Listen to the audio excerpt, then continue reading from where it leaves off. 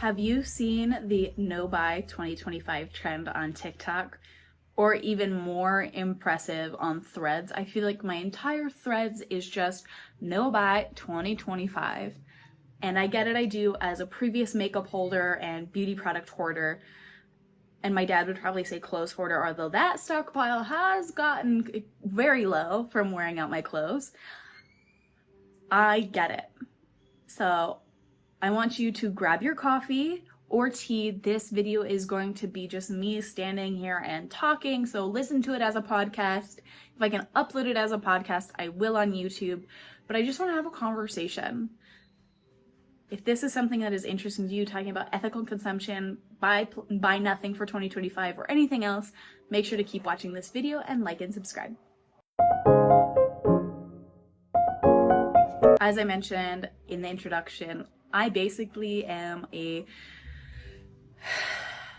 the 10-step process of not becoming a makeup hoarder anymore. And my makeup hoard was nothing like the makeup hoards you may see influencers post about. That is not what happened. Is I already had a mentality regarding money and buying, is that when you have the money, you should be buying things extra just in case when you need it again and you don't have that money in your bank account, it's already there.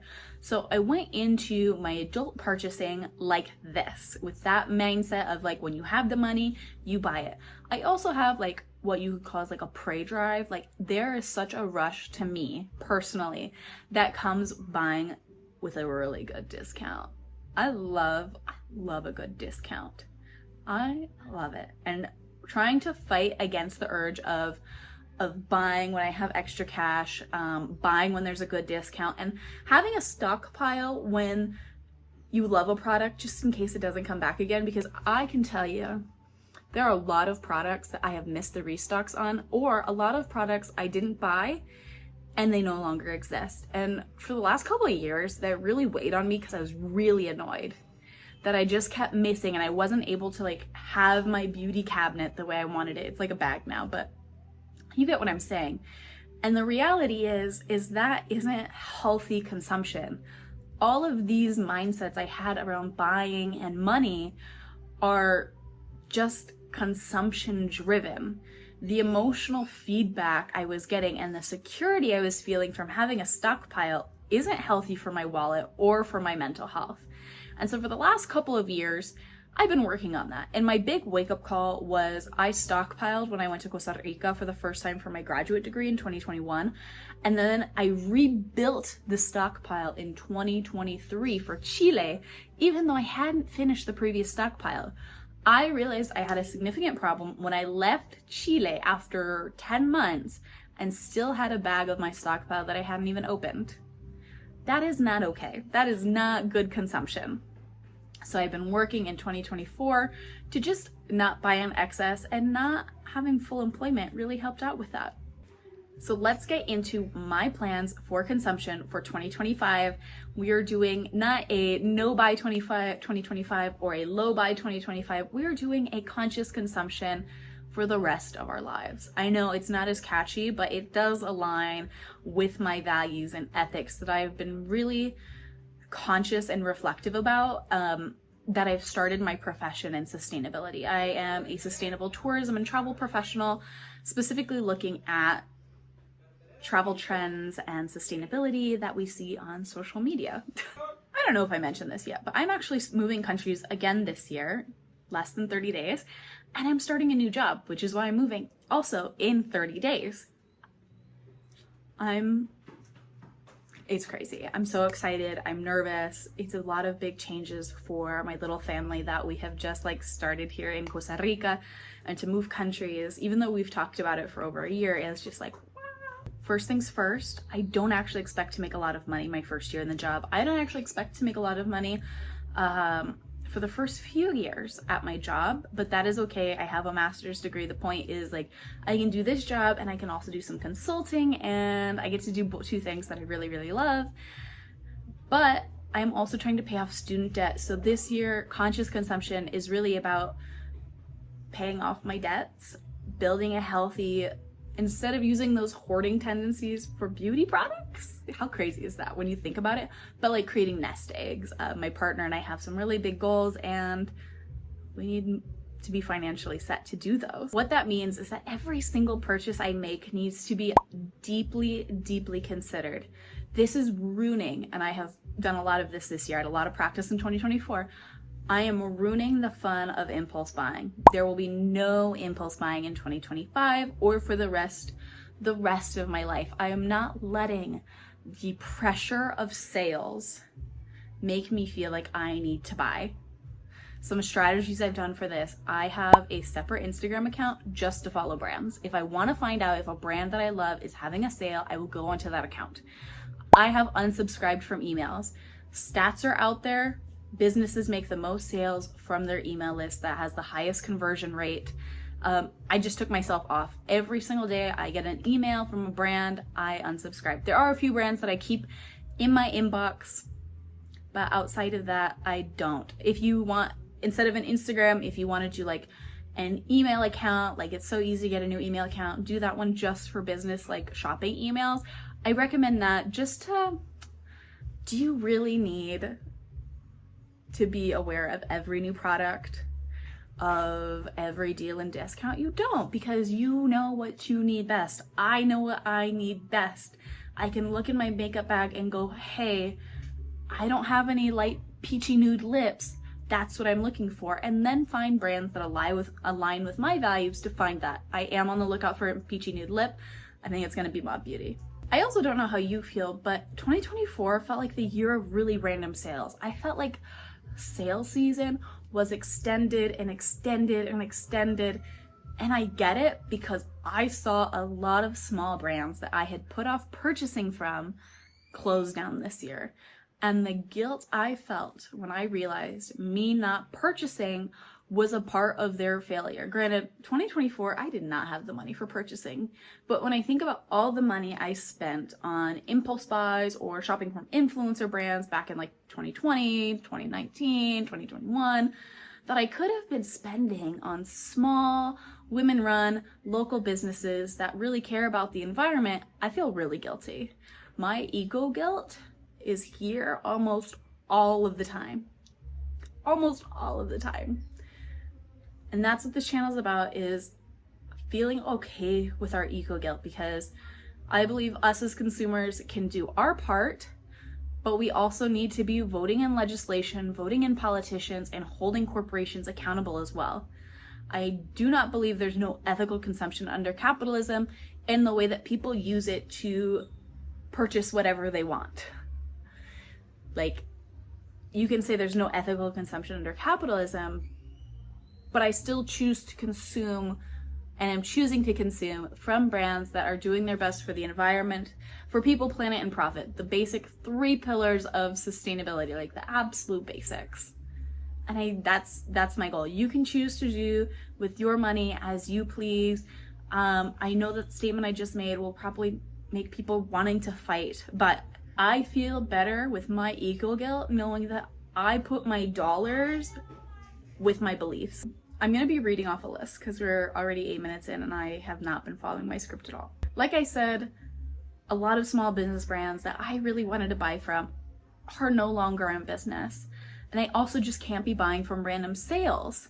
So my idea, because I love lists, I love color coding, I have some training in data analysis now, I am going to be price tracking everything that I want. It's like making an Amazon wish list with price tracking, except for like small sustainable beauty brands. And instead of having like notifications pop up every time there's a deal, when I have the finances in place to buy that lipstick, I can just look at my spreadsheet and be like, oh, this is like what the price is. I can swing that and not rely on sales. I love sales. I'll post about sales on my social media platforms, but my goal is to really be supporting these small businesses that I align with. So I'm going to be creating this spreadsheet just for me to know the products that I absolutely love, see where there's comparisons. Like maybe I love a lipstick from MAC because I do love MAC. I love MAC products. My first like makeup was from MAC when I was in high school. Thank you, sister. And so I do have a soft spot in my heart for MAC. So if there's a product from MAC that I love, I will try and find a sustainable alternative that is related to that, using my spreadsheet, seeing the prices, and just making sure I'm doing my best and being okay with that. My best will never be perfect because there is no perfection in sustainability. That doesn't exist. That doesn't exist. The second thing, as I mentioned earlier, is I have to stick to a budget. This year, it is no leeway budgeting. I have to apologize for all the break cuts. I have been going off on tangents because I think about this topic all the time. But at this point, I have to stick to a budget, but I don't have a budget because I don't have a job. So once I have a job, I am going to be figuring out what my monthly budget looks like, what my expenses look like, because we have a lot of things to get in 2025. A whole new apartment, moving expenses, and all of it is very expensive. So this is the year of strict budgets. And based off the news that I've seen of what's happening in the US and this economy, I think we're all going to be on strict budgets. The third one is using what I already own. 2024 was the year of using makeup I already own and falling back in love with it. In fact, this whole makeup is products that I didn't really like. Well, I love a good red lip, but the rest of it is figuring out how to love products I spent my money on. So instead of just throwing away things I don't like, using it, making it work for me. And so that is what this space is. I'm pretty happy with it, honestly. And then, as I mentioned earlier, being really conscious about what I need to buy and making sure that that sticks within the finances that I have available. Because for this new job, I am having to buy clothes. I'm having to buy a bunch of stuff that I haven't needed for almost 4 years now. And so, sometimes you have to buy things to start new lives. Number 4 is probably the most intensive, and that is deeply researching every single purchase before I make it, including researching the brands. So 2024, I really just let myself follow whatever brand looked nice on social media as sort of like this parasocial shopping relationship. Like, I know I wasn't going to buy anything from them, but I just enjoyed like the atmosphere of like how beautiful their production was and imagining the products. Whatever, if you like shopping, you get it. If you don't like shopping, it's fine. So earlier we talked about not impulse buying, and while I was building up a cart at Ulta, I put nude sticks in my cart because back in like 2017, I think, I loved nude sticks. If there's one thing I've been consistent on, if it comes in a pencil form, I love it. In fact, almost my whole face was put on via pencil form makeup. Here's the thing. As I was putting it in my cart, I realized, doesn't nude sticks have some controversy? They did. I realized that perhaps nude sticks and their attitudes and their communication did not align with my values. And that made me think, what else doesn't align with my values? And I found out I am a victim of greenwashing. Someone who has spent 3 years doing research, doing consultancy, but I'm not in the beauty space for my sustainability. I'm in the travel space for sustainability. And I realized, oh my God, a brand that I was like whole gung-ho gonna buy in 2025. Like, I had my cart. I knew what I was gonna buy. I knew they weren't the most sustainable, but they had some really cool products that I had swatched when I was visiting family at a clean beauty store. No way, babes. No way. I highly recommend going to Reddit and looking up any brand, any brand, and looking up to see if they have any controversies, especially the owners, just seeing if they align with your values. And I highly recommend that if you're trying to buy less in 2025, really know what your values are, really know what your ethics are, and stick to them. See if that brand actually aligns what you say you believe in. Because I feel very heated. It's warm today, but I refuse to support brands. And this is the thing, like, a lot of clean beauty brands aren't sustainable. There's a good reason I don't use that many brands anymore. There's a good reason, because not that many align with my values, and I want to put my dollars where I believe people are doing the best and being open to learning more. Just as a note, as I mentioned earlier, ethics are deeply personal to each person, and it is up to each of us to define our ethics and boundaries. And as I said before, I choose to only financially support people and businesses that reflect those values, and we are free to do the same. So you get to decide your values and ethics, and you get to support who you would like to support, and that is the beauty and freedom of that. Yeah. We've talked a lot about beauty on here, and that is because when it comes to greenwashing and sustainability in the beauty and fashion and home spaces, I have spent the longest time in beauty really thinking about what beauty and sustainability means. I probably spent like 5 years really thinking about that after I got clean beauty and sustainable beauty confused. If you'd like a video on what the difference is between clean beauty and sustainable beauty, I'm happy to make it. I also have a blog post about it if you would just like to scan and read. But truly, when it comes to the fashion space, I follow a lot of sustainable beauty creators in the fashion space over on Threads. I don't know anything. Every time I feel like I understand something in the fashion space, I do not. I don't know. And I also feel really bad in that space.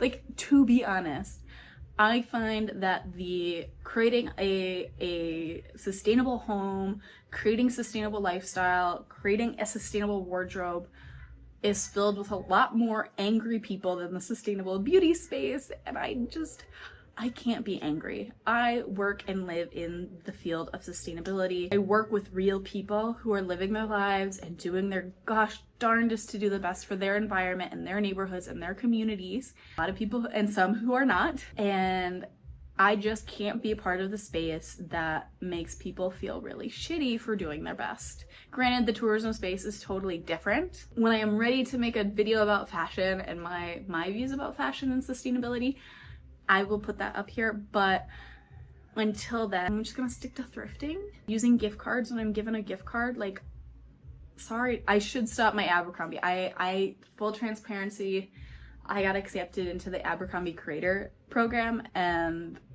I don't make any money off of it. Sometimes I get free stuff. I should quit that. The last one, number 5, is being aware of what I already own. This is a no-brainer, and it's going to be a part of that spreadsheet I talked about in number 1. It's just, I have to figure out what I already own. Jumping back and forth between a few different countries the last few years and being a flight attendant before that, I had a lot of stuff at my old family's home, and just, again, I had some rampant consumption moments that we are recovering from. So instead, before I buy anything new, I have to know what I already own. And this is a lot easier with beauty because everything fits into one bag now. Used to be like 4 bags. Everything fits into one bag now, so that's a lot easier to figure out. But I'm gonna make a spreadsheet one for like hair care, skin care. Also, my skincare is like 5 steps now. Beauty, and then clothes is probably going to be the hardest one, but just being aware and not buying more. I saw a post today that was like, back in the day we had one good winter coat, we had a couple good winter sweaters, a couple pairs of jeans, one good pair of winter boots, and like nice wool socks. And I lived like that in Chile. I know it looked like I did have a lot of beauty products, but clothes I'm a lot less picky about. I am very boring fashion wise. The most exciting part of me fashion-wise is probably when I have curly hair and a bold lip. The rest of me is boring AF, and I just don't care. We have what we love. We do what we love. I'm not a fashion girly. So my intention for 2025 is being aware of what I already own, buying with quality, and just doing my best. I refuse to feel bad after doing everything on my list if I still make a purchase where someone's like, that's really unsustainable, they're an unethical producer. I'll say sorry, I won't make that purchase again in the future. I will learn more about where I went wrong and do my best for the future. And I hope as we wrap this video up, that's what you take from this video, is figure out a shopping process that slows you down, that makes you more conscious of what you're buying, making you conscious of not overbuying, and makes you feel like you're doing your absolute best for people, planet, and profit. Yeah. Before we go, I have one extra, so thank you so much for making it here. Leave a comment down below if you made it to the extra section. I get a lot of self-help videos. Mainly because I like watching challenges. I love watching 75 hard challenges and watching like 30-day transformation videos, or like I did yoga for 20 days, that kind of video. I love watching that stuff. What it has led me down is this pipeline of like, new year, new you, and I don't need a new me. Like, let's be for real, no one needs a new you.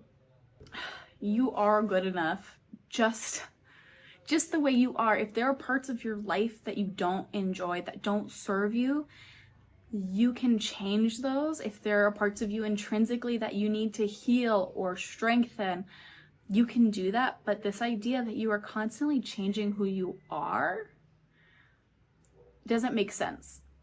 What I have found with me personally is that I am becoming more authentically me. Instead of striving after a dream body or a dream look or an aesthetic, I am leaning into exactly who I am at the center of my core.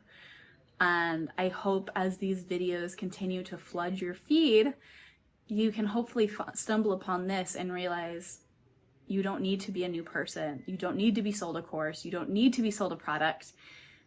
Reflection is absolutely free, and the internet has so many free resources. If you need to start this reflection rebuild, like, it's all there. And related to that is this idea of consumption. People are doing no buy or low buy, but what are you actually consuming in your heart, in your mind, in your body? I've been really conscious of this ever since being diagnosed as a celiac. I stopped watching true crime in 2024. One of the best things I ever did for my mental health.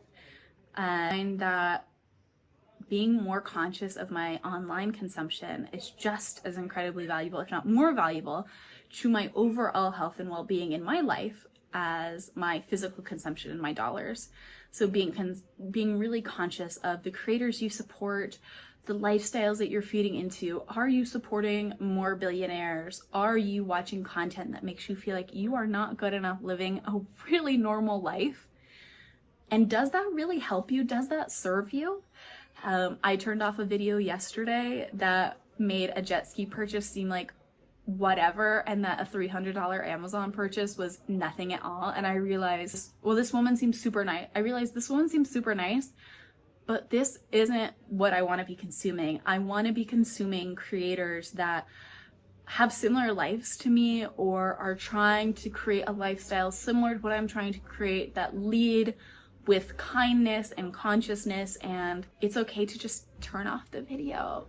It is. I'm gonna finish up here. This is a really long video. Thank you so much for watching. I really, really appreciate you making it all the way to the end. Leave a heart emoji if you made it all the way to the end. The green heart is my favorite one right now. And leave your 2025 consumption goals down below. Or if there's any more parts of this video that you would like me to go more in depth in, I am more than happy to. And I hope you all have a wonderful 2025.